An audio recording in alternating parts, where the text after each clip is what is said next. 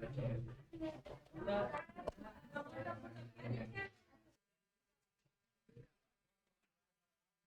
बंद रखो। हाय, चलो तो आज पढ़ना कोलोरास का नियम पढ़ना चालू, जो बच गया था लास्ट में। उससे पहले जो हम टर्म के बारे में बात किए थे, ऐसे कह रहे बिल्कुल शांत रहो, कितना बात करना है कर लिया, बिल्कुल शांत रहो। देखो तब कुछ कुछ टर्म को इंट्रोड्यूस किया था पॉलिटिक्स के क्लास में। पहला टर्म था जिसका नाम था क्या, प्रतिरोध। एक बार रिपीट कर देते सबको हम। पहला क्या था, इम्पोर्टेंट ये सब टर्म है, अगर यहाँ पे नहीं तो फिजिक्स में आ सकता है ना। पहला टर्म है प्रतिरोध या प्रतिरोधक बोलो। दूसरा क्या था बताओ, चालकत्व। तीसरा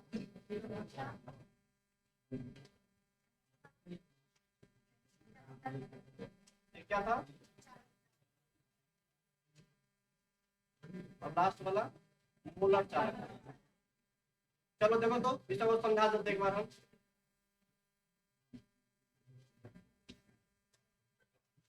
बताओ प्रतिरोध का सिंबल क्या था, हाँ दिखा सकते हैं। चालकत्व को सी से, है ना, प्रतिरोधकता को रो से, और इसको कप्पा से, और इसको लैम्डा, लैम्डा। तो ये सब टर्म हम क्यों पढ़ रहे हैं, तो देखो एक्चुअल में ना जो हम विद्युत अपवर्तनीय सेल पढ़ा था पिछले क्लास में ही पढ़ाए थे। विद्युत अपवर्तनीय सेल क्या होता है, कौन सा प्रोडक्ट बनता है इलेक्ट्रॉन के, है ना। और मैंने बताया था फैराडे का प्रथम नियम क्या है, द्वितीय नियम क्या है, ये सब विद्युत अपवर्तनीय सेल क्या होता था, एक तो डब्बा लाते थे हम, कंटेनर नॉन कंडक्टिंग रहता था वो। इसमें क्या करते थे हम, दो ठो रॉड को डिप करते थे, ये। और क्या करते थे, इसमें बैटरी को अप्लाई करते थे, एक पॉजिटिव टर्मिनल, ये क्या था इसमें निगेटिव टर्मिनल, ये प्लस वाला है और ये क्या है माइनस वाला, पूरा प्लस हो जाएगा ये, और ये क्या हो जाएगा पूरा माइनस हो जाएगा। याद करने का ट्रिक क्या था तो बताए थे, PA पॉजिटिव एनोड ऑक्सीडेशन, ऐसा उल्टा तुम समझ सकते हो NCR निगेटिव कैथोड और रिडक्शन, ये तो बता दिए थे। अब देखो इसके अंदर में ना हम कुछ विद्युत अपघटक को भर देते हैं, जैसे मान लो नमक के साथ पानी मिला देते हैं, पानी के साथ नमक मिला देते हैं, तो क्या रख दिया मैंने NaCl एक्वा सॉल्यूशन, ठीक है। बताओ इसके अंदर में क्या होगा, Na+ होगा और क्या होगा Cl, ये।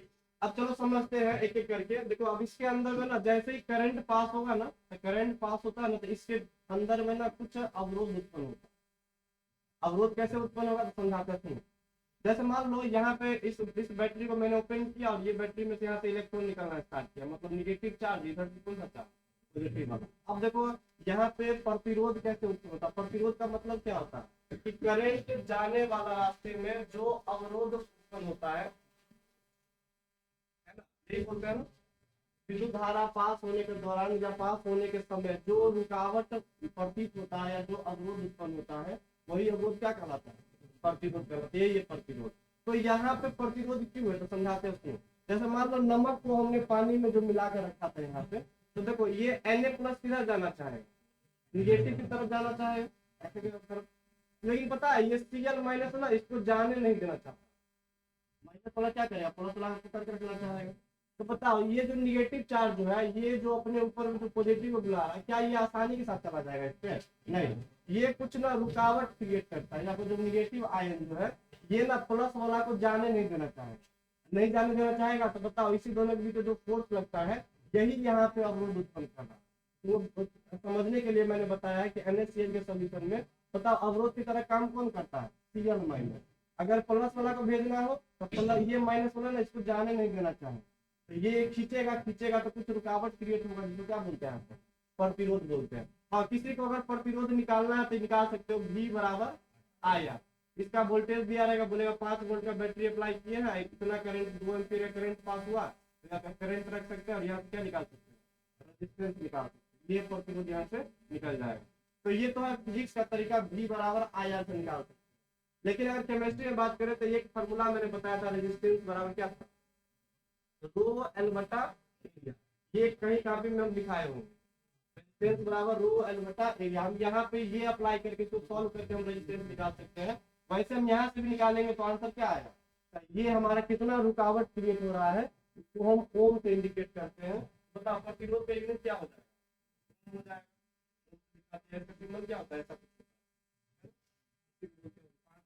इस तरीके से रेजिस्टेंस निकाल सकते हैं। रेजिस्टेंस एक तरीका और है, यहाँ पे रो का वैल्यू दिया रहेगा, एल क्या होता है तो लेंथ बिटवीन द इलेक्ट्रोड। अगर इलेक्ट्रोड को यहाँ रख दिए यहाँ रख दिए तो इसके बीच का कितना दूरी है इसको क्या बोलते हैं, लेंथ बोलते हैं, लेंथ बिटवीन द इलेक्ट्रोड हो गया।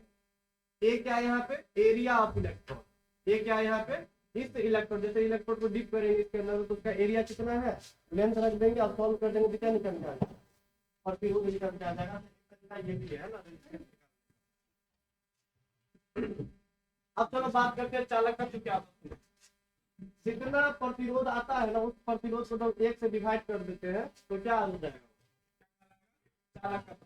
जैसे मान लो कि हमने बोला कि अगर मेरे पास सॉल्यूशन है तो मैंने बोला 40% अवरोध उत्पन्न हो रहा है इसके अंदर, बताओ कितना परसेंट सहयोग करेगा करंट पास होने के लिए, 60%। ये हो जाएगा रेजिस्टेंस, ये क्या हो जाएगा कंडक्टेंस हो जाएगा। इसका उल्टा है, ये 40 है तो इसका उल्टा शुरू कर दो, क्या निकल जाएगा कंडक्टेंस।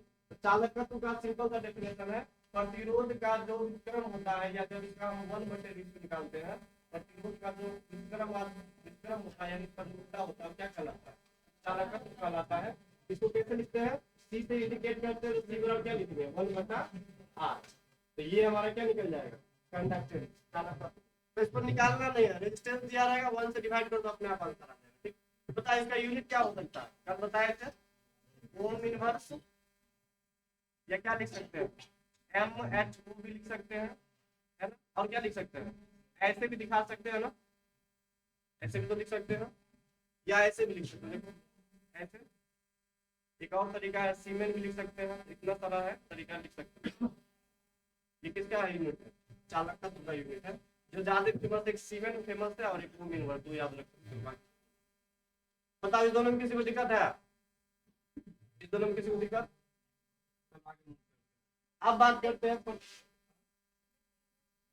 नहीं वो फिक्स है, ये चालक का तुका ही लिख सकता है। ये आप इसका पूछेगा तो सीमेन इनवर्स इसका लिख सकते हैं, ये सीमेन साइंटिस्ट ने दिया था तो इसका ये चालक का तुका प्रतिरोध का डायरेक्ट ओम बना फेमस है, ओम में दिख रहा है, पता करते हुए मिलेगा। अगर यार आर करना है तो सीमेन इनवर्स कर दो तो ऊपर चला जाएगा, लेकिन ये नहीं, इसको ओम में से लिखते हैं, इसको सीमेन लिखा। चलो अब बात करते हैं प्रतिरोधकता। सुनो सुनो, पिछले क्लास में इस दोनों का डेफिनेशन मैंने सिंपल वे से समझाया, इस फार्मूला के अकॉर्डिंग भी हम समझा देंगे, तो पहले सिंपल वे समझते हैं। जैसे मान लो ये पूरा का पूरा जो सोल्यूशन है, ये मान लो हमारे पास है 5 ml का, कितना ml का है 5 ml। देखो यहाँ पे हम ज्यादातर ml का ही बात करेंगे क्योंकि छोटा छोटा सेल बनाना है हमको। मान लो 5 ml का सोल्यूशन है, मैंने बोला 5 ml सोल्यूशन के अंदर में अब मेरे पास ना 50 ओम का प्रतिरोध क्रिएट हो रहा है। ये सब एक्सपेरिमेंट है, यहाँ से तुम रेजिस्टेंस निकाल लो। मैंने 5 ml का सोल्यूशन भरा इसमें, अब बताओ रेजिस्टेंस कितना निकल के आया, बताओ तो 50 ओम। ठीक, तो तुम बताओ यहाँ पे कि 1 ml का अगर सोल्यूशन यहाँ पर रखते तो कितना रेजिस्टेंस बनता, 50/5 कितना रेजिस्टेंस बनता 10 ओम का, है ना।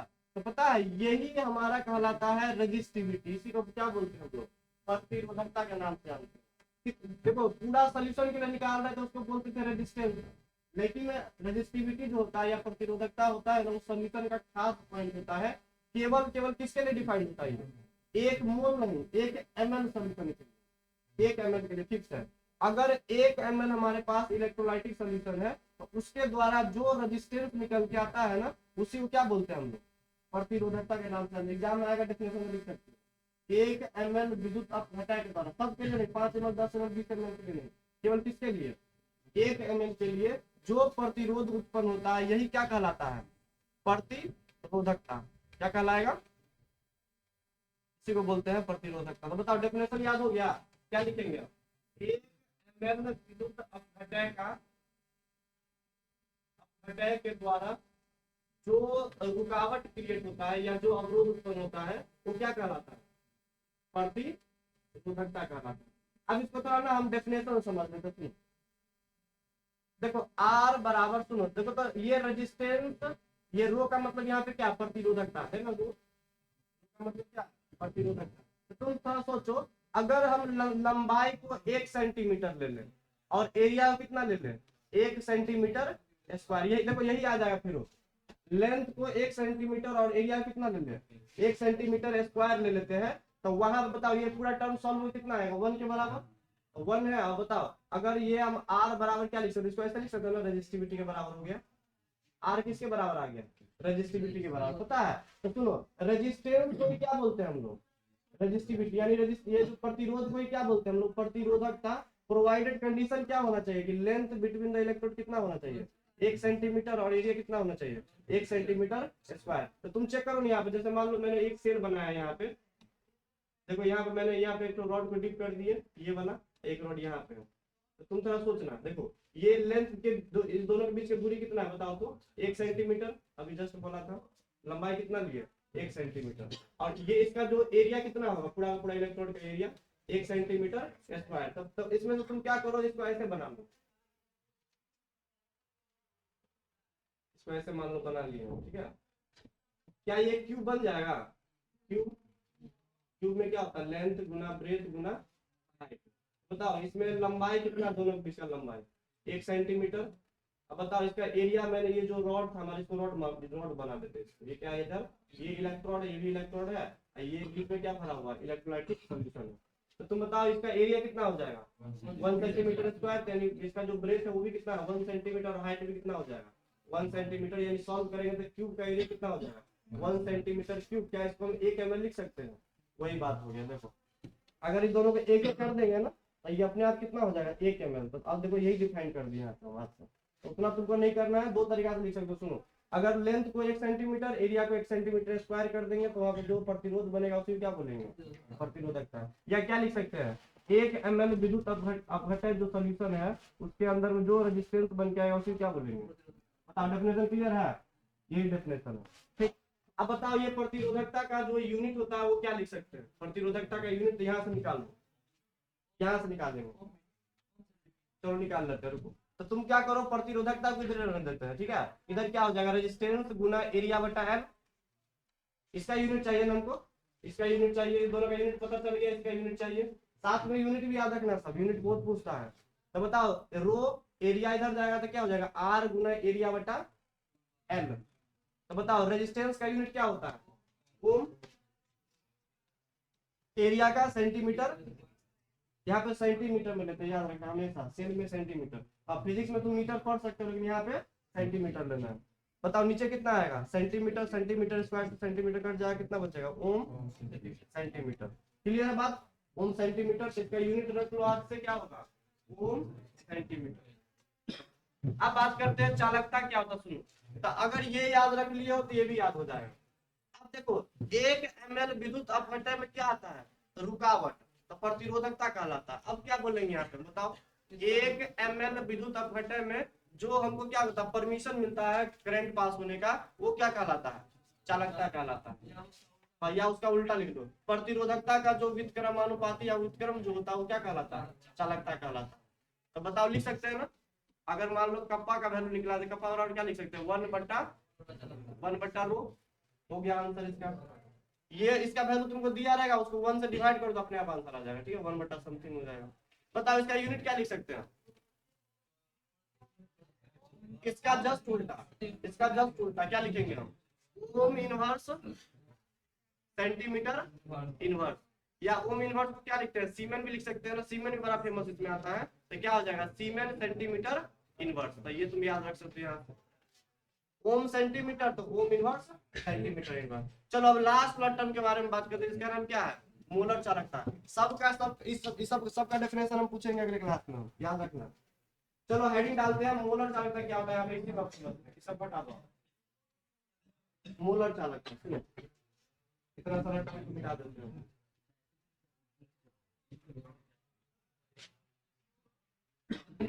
चलो देखो तो अब यहाँ पे ना हम वॉल्यूम का बात नहीं करेंगे, अब किसका बात करेंगे हम मोल का, किसका बात करेंगे हम मोल का। अब कितना भी वॉल्यूम हमको मतलब है, तुम ये चेक करो कि ये जो मैंने सॉल्यूशन तैयार किया है उसके अंदर में कितना मोल NaCl होना चाहिए, 1 मोल होना चाहिए।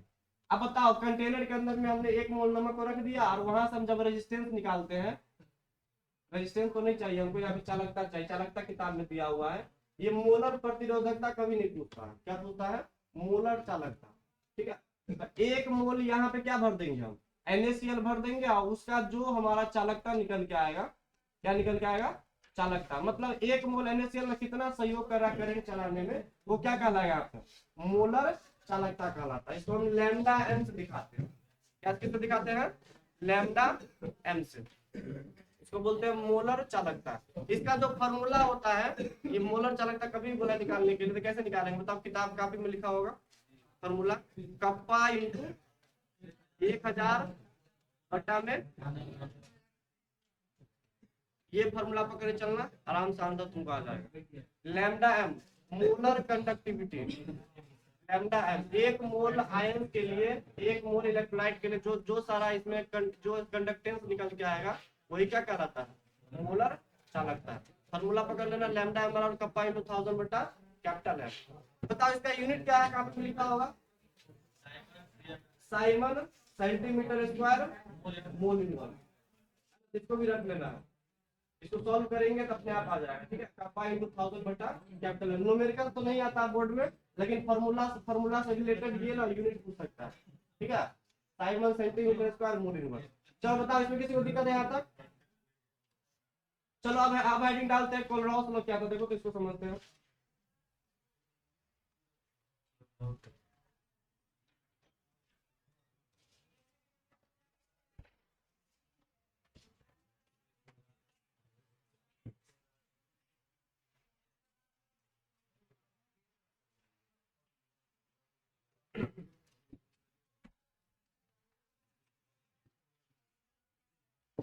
चलो सुनो,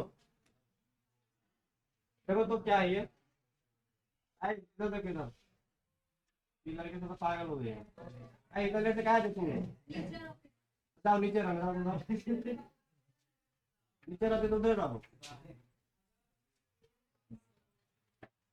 जगह पता है, आगे में जगह है, पीछे भी जगह है उधर। कितना ऐसा भी स्टूडेंट जो कल गया था इसमें। अच्छा, बहुत ही जोर से कि हम ताई ले रहे हैं। चलो देखो तो सुनो, इसको समझाते हैं। चलो चलो सुनो तो इधर देखो, हम बात कर रहे हैं कोलोरॉस लॉ। ये पता है कोलोरॉस लॉ कहाँ बात करता है? सुनो, जैसे मान लो यहाँ पे ना एक मोल NaCl भरा हुआ, अच्छा समझना इसको, कितना भरा हुआ है? एक मोल NaCl। एक बात बताओ, इसके अंदर में अगर हम मान लो बाहर से ना वाटर ऐड कर रहे हैं, इस सॉल्यूशन का ये एक मोल क्या भरा हुआ था? NaCl। लेकिन पता है इसके अंदर में जब हम बाहर से वाटर मॉलिक्यूल ऐड करेंगे, तो तुम बताओ तो ये जो Na प्लस और जो Cl माइनस था, वो दूर दूर जाएगा ना? यहाँ पे Na प्लस और Cl माइनस क्या होगा? मतलब ये टूटा तो था, लेकिन थोड़ा ना इंट्रैक्शन वगैरह था। पानी जितना ऐड करते हैं ना, Na प्लस और Cl माइनस का दूरी क्या होता है? बढ़ता है। अब तुम बताओ, Na प्लस और Cl माइनस का अगर दूरी बढ़ेगा तो रेजिस्टेंस कम होगा ना? ये बात समझना कि देखो, इस एक बात यही खास बात यहाँ बोले, लैम्डा एम जो है ये मोलर कंडक्टिविटी जो है, यानी एक मोल आयंस के द्वारा जो कंडक्टिविटी चल रहा है यहाँ पे, इसको ना हम बढ़ाना चाहते हैं। क्या करना चाहते हैं? बढ़ाना चाहते हैं। पता है कैसे बढ़ा सकते हैं? शुरू में हम बोले इसका वैल्यू आया जो हमारे पास ना 10 के बराबर आया, लेकिन ये वैल्यू ना लैम्डा एम एक मोल इलेक्ट्रोलाइट का ना हम मोलर कंडक्टिविटी बढ़ा सकते हैं, मोलर चालकता को इंक्रीज कर सकते हैं और अच्छा से करंट पास करवा सकते हैं। कैसे? तो क्या करो, इसके अंदर में ना पानी तुम ऐड कर दो। क्या ऐड कर दो? पानी। पानी ऐड करने से ये फायदा होगा यहाँ पे, देखो अब हमको ना यहाँ पे रिस्ट्रिक्शन वॉल्यूम को लेकर नहीं है। हमने क्या बोला है? एक मोल NaCl, वॉल्यूम से रिस्ट्रिक्शन, वॉल्यूम का लेना देना ही नहीं है। हमने बोला एक मोल NaCl का ना तुम जितना सारा तुम कंडक्टेंस बनाना चाहो बना लो। हमने क्या कहा? इसमें पानी ऐड करते गए, ऐड करते गए, ऐड करते गए, एक टाइम ऐसा आएगा कि लैम्डा एम जो होगा हमारा मोलर कंडक्टिविटी जो होता है, यानी एक मोल का जो कंडक्टेंस होगा, वो पता है एक टाइम ऐसा होगा कि मैक्सिमम हो जाएगा। क्या हो जाएगा? ये मैक्सिमम। कब मैक्सिमम होगा? जब इसमें पानी को ऐड करते जाएंगे। क्या ऐड करते जाएंगे? पानी को ऐड करते जाएंगे। इसी पर काम किया था कोलोरॉस ने, इसलिए उन्होंने एक नियम दिया था, इसी नियम को पढ़ने वाले। बताओ, मोलर कंडक्टिविटी जो है, ये जो लैम्डा एम है मोलर चालकता है, क्या पानी को ऐड करेंगे सॉल्यूशन में तो लैम्डा एम बढ़ेगा घटेगा? बढ़ेगा। बढ़ते बढ़ते बढ़ते बढ़ते एक टाइम ऐसा आएगा कि मैक्सिमम हो जाएगा। पता है मैक्सिमम कब होगा? उस समय Na+ और Cl- पता है एकदम दूर दूर चला जाएगा, रेजिस्टेंस बिल्कुल जीरो पे अप्रोच करेगा। यही तो रेजिस्टेंस बना रहा, Cl- को पकड़ रहा था, जाने ही नहीं दे रहा था इसको। अब पानी इसमें ऐड करते गए तो Na+ उधर चला गया, Cl- इधर चला गया, है ना। प्रतिरोध लगभग जीरो को अप्रोच करने लगा।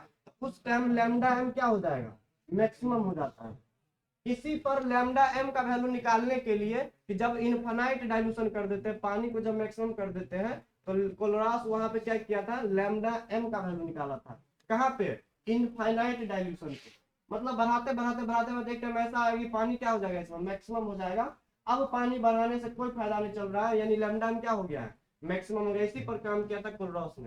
तो λm इनफाइनाइट का मतलब ये होता है कि जो 1 मोल का जो इलेक्ट्रोलाइट था उसे पानी क्या रख दिया हमने, मैक्सिमम रख दिया। Molar conductivity eight infinite dilution, इसको बोलते हैं अनंत तनुता। मतलब अब इससे ज्यादा पानी को ऐड नहीं कर सकते। पानी बढ़ाते गए, एक टाइम ऐसा हो गया कि λm का वैल्यू क्या हो गया, मैक्सिमम।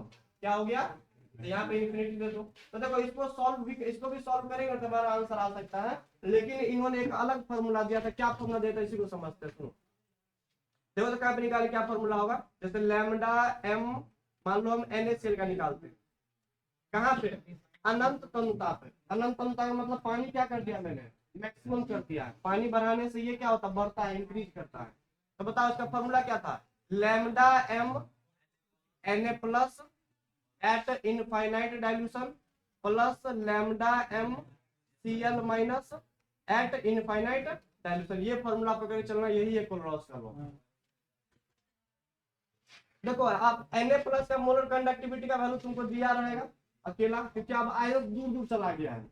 Na+ उधर गया होगा, Cl- इधर गया होगा, अब रेजिस्टेंस अप्रोच कर रहा है जीरो को लगभग, मोलर कंडक्टिविटी इनफाइनाइट हो जाएगा इसके अंदर।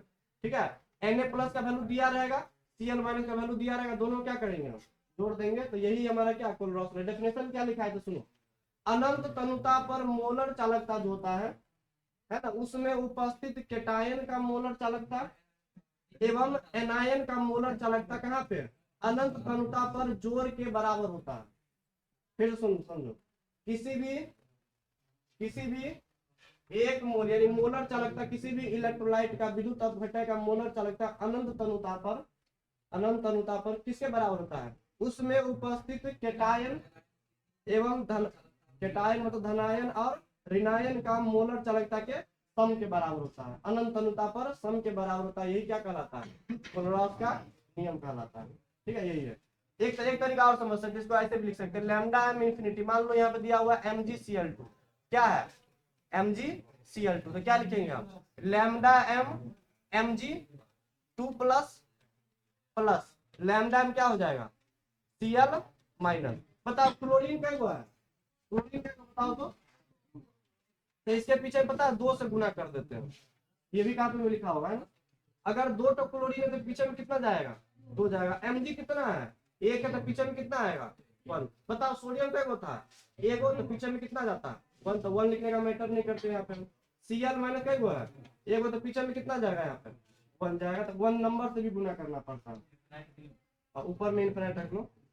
अनंत अनुता पर बात कर रहे हैं, मतलब अब इससे ज्यादा पानी को इसमें ऐड नहीं कर सकता। पानी ऐड करेंगे ना तो मोलर चालकता पता है रुक जाएगा, अब मोलर चालकता बढ़ेगा नहीं, घटने का प्रयास करेगा।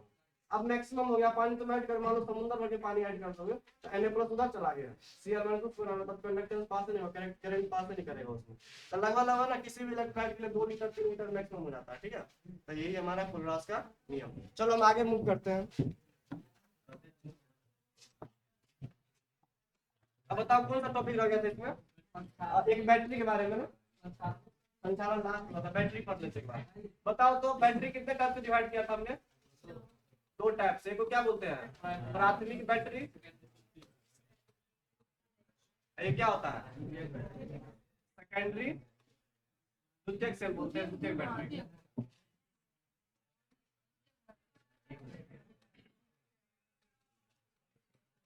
सुनो, ये जो बैटरी हम पढ़ने जा रहे हैं, बताओ तो ये कौन सा बैटरी है, विद्युत रासायनिक सेल है कि विद्युत अपघटनी सेल है, रासायनिक सेल है, क्या है रासायनिक सेल, याद रखना। बैटरी का डेफिनेशन आज से कोई पूछेगा तो क्या लिख सकते हो, सुनो, जब कभी भी एक से ज्यादा, एक नहीं एक से ज्यादा। जब एक से ज्यादा विद्युत रासायनिक सेल को क्या करते हैं, तो हम समांतर क्रम में या तो श्रेणी क्रम में जब जोड़ते हैं तो क्या कहलाता है, बैटरी कहलाता है। बहुत बार बिहार बोर्ड में पूछा है, सुनो। हाँ, एक बार फिर से बोल। अरे तुम लोग फिजिक्स में ऐसे पढ़ा होगा ना, ऐसे वाला ऐसे रहता है।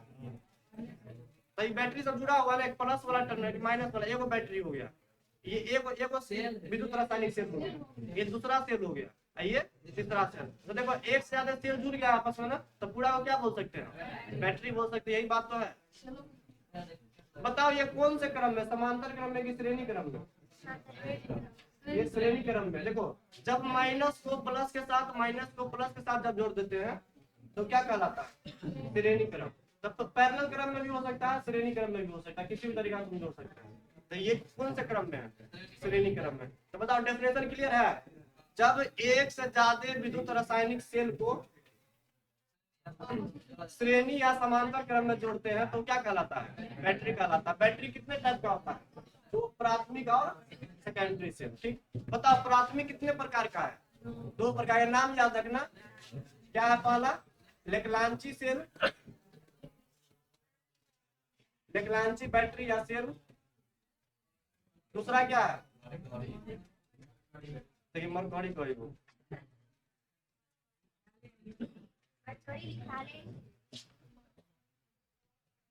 चलो इधर देखो तो क्या क्या है। पहला लेड स्टोरेज या लेड संचय सेल बोलते हैं, यही था ना, या लेड संचय सेल या स्टोरेज सेल या लेड स्टोरेज जैसे बोलते हैं।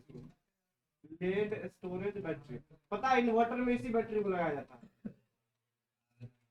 इन्वर्टर में इसी बैटरी को सेट किया जाता है, यही लेड संचय सेल बताते हैं हम। दूसरा क्या था बताओ तो, निकेल कैडमियम बैटरी। तीसरा ईंधन सेल। ईंधन सेल का यूज किया जाता है कहाँ पता है, हाँ, जब यदि जो ऊपर में जो वैज्ञानिक से जाता है अंतरिक्ष में तो इसको दिया जाता है, ये हल्का रहता है, ठीक है, और अच्छा वोल्टेज देता है। ईंधन सेल सुनो, इसमें ना तुमको ना 3, 2, 5 याद रखना। देखो प्राथमिक बैटरी उसको बोलते हैं जिसको दोबारा हम एक बार उपयोग कर लो फिर इसके बाद फेंक दो, दोबारा ये रिचार्ज नहीं हो सकता, इसको चार्ज नहीं कर सकते, ऐसा होता है। मतलब इसमें रिवर्सिबल वर्क नहीं हो सकता, एक बार काम करो फेंक दो, दोबारा इसको चार्ज नहीं कर सकते। ऐसा इसमें रिएक्शन वगैरह नहीं होता, रिवर्सिबल रिएक्शन नहीं होता है, ये केवल फॉरवर्ड डायरेक्शन में चलता है। तो प्राथमिक से ये होता है। द्वितीयक बैटरी किसको बोलते हैं, बार बार इसको क्या कर सकते हैं, चार्ज कर सकते हैं। जैसे होता है ये इन्वर्टर का बैटरी होता है, लाइन आया चार्ज हो रहा है, और लाइन गया तो क्या होता है, डिस्चार्ज हो रहा है।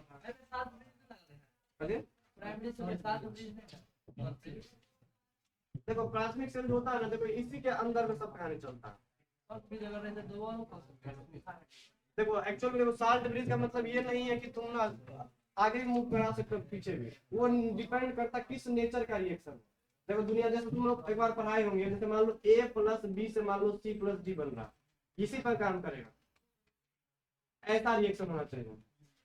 रिवर्सिबल मतलब A + B मिलकर क्या बनाएगा, C + D है, और वापस इसको एनर्जी मिलेगा तो फिर वो बैक जा सकता है। तो इसमें ना रिवर्सिबल का चांस नहीं है, एक बार बन गया खराब हो जाएगा फिर दो, फिर दोबारा वो ना पीछे बैक नहीं आ सकता। यही रिएक्शन है, A + B से C + D बना और एनर्जी मिला तो फिर पीछे चला गया।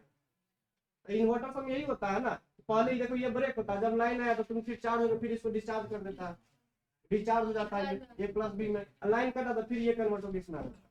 यही तो है लेड स्टोरेज बैटरी। लेकिन उस समय ये नहीं है, ये साल जनरेट हटा दो, साल का कोई कंसेप्ट नहीं है। चलो देखते हैं इसमें। इसमें ना तुमको एक ये बात याद रखना है कि एनोड किस चीज का बना है और कैथोड किस चीज का बना है, और उसके अंदर में सोल्यूशन क्या भरा है, बस तुमको ये याद रखना है। बाकी इसका मैकेनिज्म वगैरह कैसे रिएक्शन वगैरह होता है मैंने लिखा है, लेकिन वो उतना इंपॉर्टेंट नहीं है, ऑब्जेक्टिव के लिए इतना इंपॉर्टेंट। एनोड कैथोड और सोल्यूशन में क्या भरा हुआ है। तो प्राथमिक बैटरी ये है लेक्लांची बैटरी, एक होता है मरकरी। लेक्लांची बैटरी किसको बोलते हैं, जो हम घड़ी वगैरह में जो लगाते हैं बड़ा वाला जो बैटरी होता है, हाँ पेन बैटरी बोलते हैं, जैसे निको वगैरह का आता है ये वाला, रेडियो में भी लगा लेते हैं, ऐसा रहता है ना, रेडियो में ही लगाते हैं ना, निको का जो है रेडियो का आता है। हाँ तो यही है लेक्लांची बैटरी। क्या पे में लिखा है देखो तो, पता एनोड क्या है इसमें, एक मिनट काफी दो तुमको, क्या इसमें आगे अच्छी लिखा है का जो शॉर्ट में नोट बना के या तो लिखे हुए किया, ये निकालो डायरेक्ट तुम ये वाला, ये छोटा सा जो बनाया है, और ये चार्ट को याद रखना। उतना याद नहीं रखना, जितना मैंने लिखा उतना याद नहीं रखना है, बस ये काट के याद रखना है। ठीक है, यही बताना चाहता हूँ। देखो तो यहाँ पे जिंक है, बताओ कैथोड पे क्या क्या होगा यहाँ पे? NH4Cl MnO2 प्लस क्या होता है इसमें, कार्बन का पेस्ट होता है ना, ये का सोल्यूशन, ये तो कैथोड हो गया ना। तो सोल्यूशन भर दिया यहाँ पे। सोल्यूशन में क्या है, ammonium chloride plus MnO2 plus carbon का पेस्ट होगा इसमें। कैथोड क्या बताओ तो, ग्रेफाइट का बना हुआ ये। चलो ये क्लियर हो गया। लेकिन आंची बैटरीज का जो वोल्टेज होता है ना, करीब करीब कितना होता है, 1.5 वोल्ट के करीब होता है। कितना पोटेंशियल जनरेट कर सकता है, 1.5 वोल्ट। मतलब जब रिएक्शन होता होगा सोल्यूशन में तो कितना वोल्टेज बनाता होगा ये, 1.5 वोल्ट का। मरकरी बैटरी क्या होता है बताओ, इसका वोल्टेज किसी को याद है, 1.35 वोल्ट का होता है करीब करीब। इसमें एनोड क्या होता है, जिंक। कैथोड क्या होता है, मरकरी ऑक्साइड। और इसमें सॉल्यूशन किसका भरते हैं, ZnO zinc oxide plus KOH base, ये होता है। सब याद रखना, ऑब्जेक्टिव पूछता है। इधर देखो तो लेड संचय से, तो ये तो बड़ा इंपॉर्टेंट है, इसको 5 नंबर में पूछ सकता है।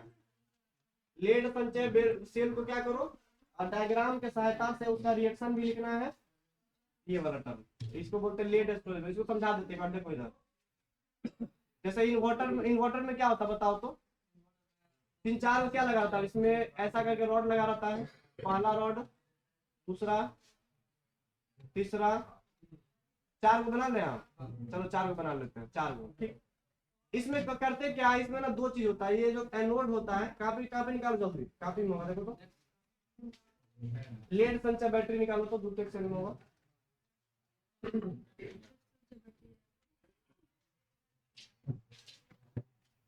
निकाल लिया, चलो देखो ये जो एनोड होता है ना, एनोड बना होता है किसका, लेड का, लेड का होता है, लेड का रॉड होता है। ठीक है, कैथोड में क्या होता है, लेड ऑक्साइड। इसके अंदर पता है जो बैटरी होता है, जो घर में हम लोग ये लेड स्टोरेज बैटरी का यूज करते हैं, इसके अंदर में जो सोल्यूशन बना रहता है किसका रहता है, 38% सल्फ्यूरिक एसिड। मतलब इसके अलावा कितना पानी है बताओ तो, 38 कितना हो जाएगा, 60, 62% क्या होगा इसमें, 62% पानी और 38% क्या है इसमें, सल्फ्यूरिक अम्ल। ठीक है, तो चलो इसके अंदर में क्या होगा, 2H प्लस का आयन होगा, और क्या होगा, SO4 2 माइनस, यही हो ना, एसिड पानी में डालेंगे तो एसिड क्या देता है, H प्लस आयन, ऐसे करके पड़ा हुआ। ठीक, अब क्या करते सुनो, जितना सारा मैंने बोला ये लेड है, ये भी लेड है, ये क्या है, लेड ऑक्साइड PbO2 है, ये भी क्या है, PbO2। एनोड को तुम ना पकड़ के एक साइड जोड़ दो, एनोड को, एनोड पे कैसा चार्ज होता है, निगेटिव, पता था ना, लोन LOAN, एनोड पे निगेटिव, इलेक्ट्रोकेमिकल सेल ये क्या हो जाएगा, पॉजिटिव। तो मैंने बोला ये निगेटिव वाला है, अब ये भी क्या है, निगेटिव वाला, ये पॉजिटिव वाला, ये क्या है, पॉजिटिव वाला। तो जितना निगेटिव है सबको क्या करो, एक जगह क्या करेंगे, जोड़ देंगे, जितना पॉजिटिव हो तो क्या करेंगे हम, एक जगह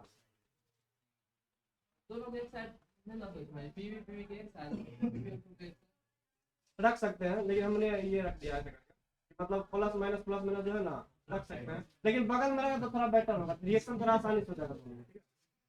माइनस प्लस माइनस, तो माइनस वाला क्या कनेक्ट करके एक जगह रख दिया, यहाँ पे साइड में, एक को रख दिया इस साइड में। तुम देखना इन्वर्टर में क्या होता है, इस कोना पे ना एक तो टर्मिनल होता है, इस कोना पे एक टर्मिनल होता है, अब बीच में क्या रहता है, इसमें रॉड रखा हुआ होता है।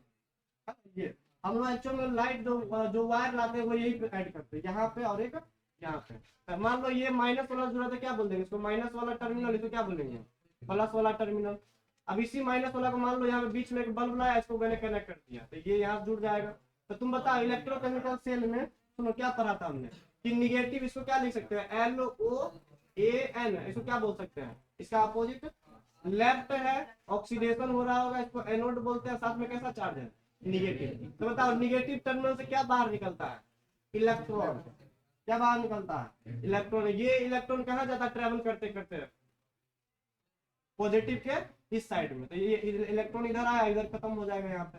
तो बताओ ये जो एनोड है, तो एनोड देखो ये क्या करता है बताओ, सोल्यूशन के अंदर में क्या करता है, ये Pb+2, अब कितना इलेक्ट्रॉन रिलीज करता है, ये 2 इलेक्ट्रॉन। जैसे वहां पे पढ़ा था हमने, जिंक का रॉड क्या होता है, पिघलता है ना, किस फॉर्म में, Zn+2 और कितना इलेक्ट्रॉन रिलीज करता है 4। ये इलेक्ट्रॉन क्या होता है, वायर के माध्यम से कहाँ पहुंचता है, अपोजिट साइड में। तो ये वही कहानी चल रहा है। पता अब इतना हम लोग आगे मॉडिफाई हो चुके हैं कि देखो अब 2 कंटेनर लेने का जरूरत नहीं है, क्यों कंटेनर के अंदर भर दिए। ठीक है, ये है मॉडर्न, इसी को बोलते हैं लेड संचय बैटरी के नाम से जानते हैं। ठीक है, ये निगेटिव, ये क्या हो जाएगा पॉजिटिव। अब ये 2 इलेक्ट्रॉन आया तो बताओ 2 इलेक्ट्रॉन लेगा कौन यहाँ से, बताओ तो। PbO2 क्या करेगा, 2 इलेक्ट्रॉन को एक्सेप्ट करेगा और सॉल्यूशन में अपना कोई रिएक्शन कर देगा यहाँ। PbSO4 बना लेता है, जो भी कुछ बनाता होगा इधर कहाँ पे लिखा होगा। ये देखो 0 से कहाँ गया बताओ तो, 0 से कहाँ गया +2 में, क्या हो रहा है बताओ, ऑक्सीकरण। क्या हो रहा है, ऑक्सीकरण। ये PbO2 कन्वर्ट होकर इधर क्या बनाएगा, PbSO4 बनाएगा। तो इसमें क्या हो जाएगा, रिडक्शन हो जाएगा। ये एनोड का रिएक्शन है, ये कैथोड का रिएक्शन है ना, कहाँ पे लिखा होगा देखो, निकालते हैं।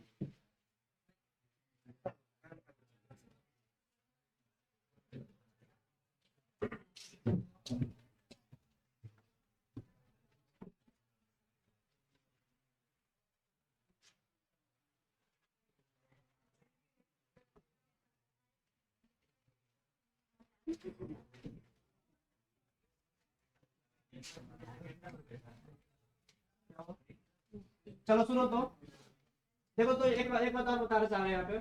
ये जो लेड संचय बैटरी है ना, इसको ना दोबारा हम चार्ज भी कर सकते हैं। और चार्ज कैसे करते हैं, देखो यहाँ से मान लो बल्ब को हम हटा दिए, ठीक है, यहाँ से क्या किया मैंने, बल्ब को हटा दिया। वैसे सिस्टम लगा रहता है इन्वर्टर में, हम समझाते हैं चलो चार्ज कैसे होता है। सुनो, हमने बल्ब को हटा दिया। अब जो पोल पर से 2 वायर आता है, पोल पर से तार आता है ना, इसको चार्ज करने में यूज करते हैं। तो देखो इसमें करना क्या है, निगेटिव वाला और ये क्या रहता है, पॉजिटिव वाला। तुम चेक करो यहाँ से ना इलेक्ट्रॉन निकला है, क्या निकला है यहाँ से, इलेक्ट्रॉन। तो इलेक्ट्रॉन निकलते निकलते निकलते निकलते एक टाइम ऐसा होगा, ये क्या हो जाएगा, डिस्चार्ज हो जाएगा। इलेक्ट्रॉन इसमें जितना अमाउंट पहले से स्टोर था, इलेक्ट्रॉन निकल रहा है। एक टाइम ऐसा होगा कि इलेक्ट्रॉन नहीं देना चाहेगा, नहीं देना चाहेगा मतलब ये डिस्चार्ज हो गया है। तो क्या करो तुम, पोल पर जो वायर आता है ना, इसमें से ना इलेक्ट्रॉन तुम भेजना स्टार्ट। अब वापस ना इसमें थोड़ा हाई पोटेंशियल पे जो इलेक्ट्रॉन को एक्सेप्ट कर सके। तो क्या करता है, हाई पोटेंशियल में ये जो 240 वोल्ट का जो आता है ऊपर से, है ना, तो यहाँ से क्या करते हैं, तेजी से इलेक्ट्रॉन सप्लाई करते हैं। ये इलेक्ट्रॉन पता है इसमें आके स्टोर हो जाता है। क्या हो जाएगा, इसमें स्टोर हो जाएगा। अब जैसे ही लाइन करता है ना, तो ये वाला यहाँ से हटा दो पोटेंशियल को। अब यहाँ पे क्या करेंगे, बल्ब को कनेक्ट कर देंगे। तो बताओ ये चार्ज हो गया ना, इलेक्ट्रॉन इसमें स्टोर हो गया। अब वापस इलेक्ट्रॉन भगाएगा वो। तो तुम देख रहे हो ना, लाइन करता है तेजी से वोल्टेज आता है घर में, क्योंकि ये स्टोर हुआ रहता है, इलेक्ट्रॉन भागना चाहता है यहाँ।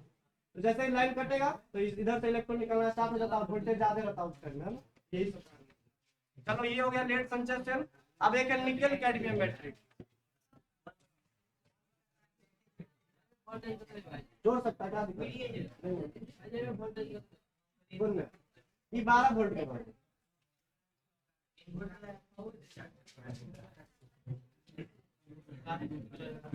हाँ 12 वोल्ट का रहता हूँ, नहीं 12 वोल्ट का रहता हूँ। चेक करो 12 वोल्ट का, ज्यादा नहीं रखता हूँ। अरे देखो इन्वर्टर में तुम देखो कभी क्या हीटर चला सकते हो, हीटर जब भी चला दो तो पोको करने लगता है, चलता है। 12 वोल्ट देखो, तुम थोड़ा सोच रहे हो ना, तुम अति भी लगाया, क्या बोलते हो उसको, आयरन जो लगाता है, आयरन करने वाला, वो भी लगाएगा तो कुछ आने लगता है, ज्यादा ज्यादा वोल्टेज खींचता हो। अब ये 12 वोल्ट का 1.5% करो इन्वर्टर बैटरी।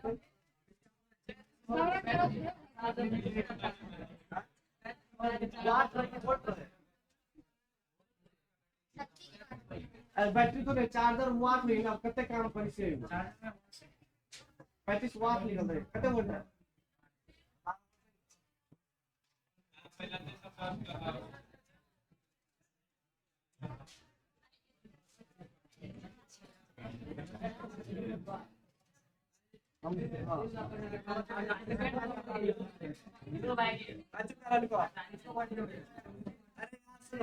बैटरी को जब ना हम पैरेलल करंट में जोड़ते हैं तो वोल्टेज बढ़ा सकते हैं। अगर तो चाहो कि वोल्टेज बढ़ाना 3-4 इन्वर्टर बैटरी लाओ, उसको पैरेलल में जोड़ दो, क्या बढ़ जाएगा। हम तो फिजिक्स पूछ रहा है।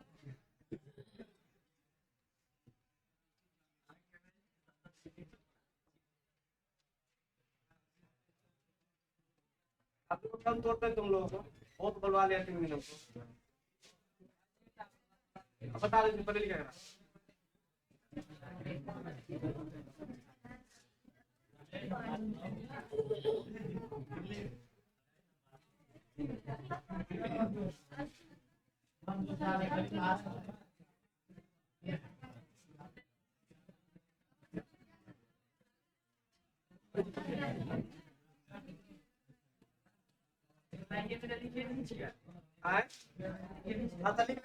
याद रखा अभी वाला जो दिखा रहा है, इसको लिख कर भी आना सबको,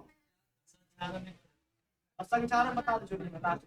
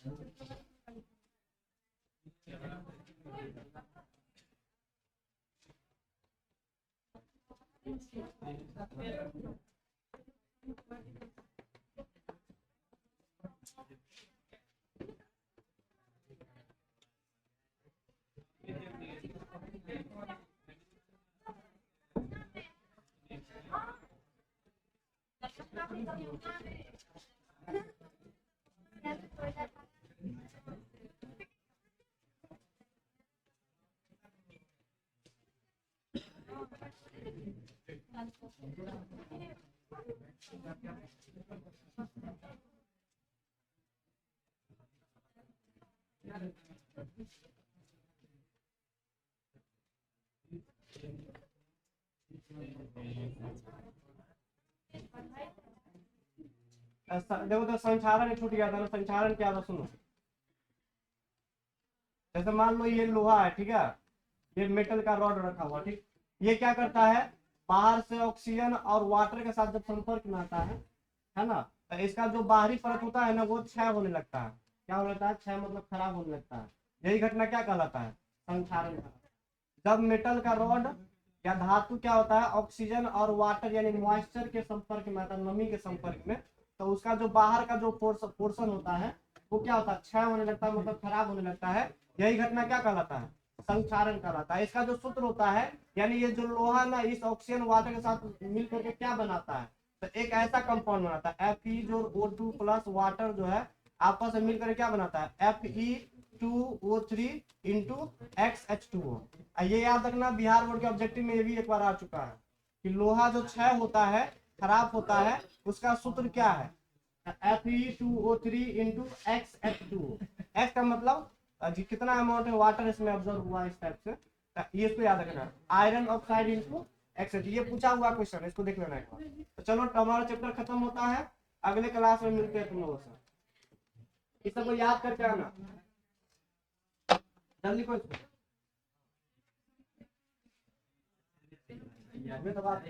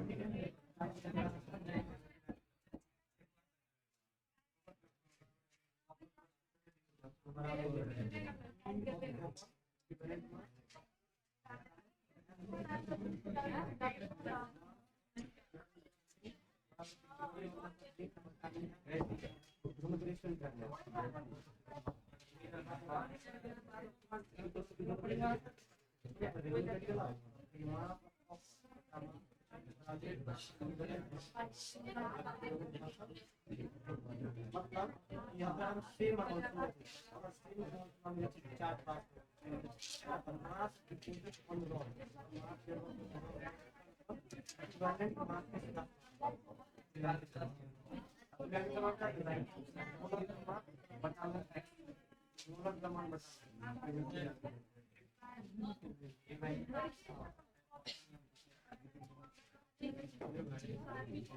खाली फॉरवर्ड कर ले कराटे का पता है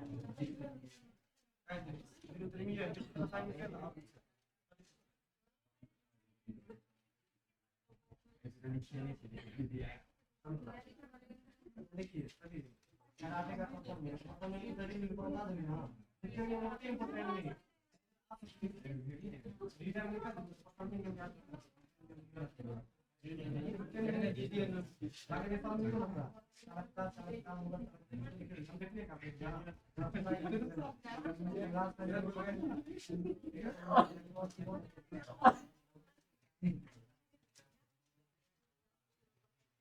एक टर्म और लिख सकते हो तुम पांचवा में इसमें ना एक और ऐड कर सकते हो इलेक्ट्रॉन ट्यूब लिख सकते हो इलेक्ट्रॉन विभव क्या है एवं यह कौन से कारक पर निर्भर करता है इसको ऐड कर लो तो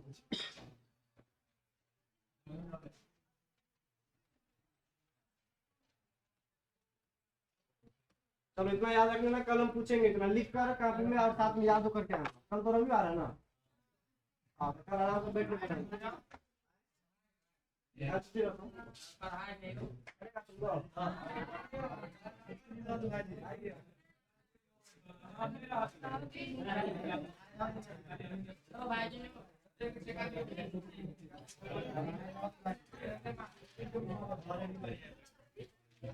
Yes,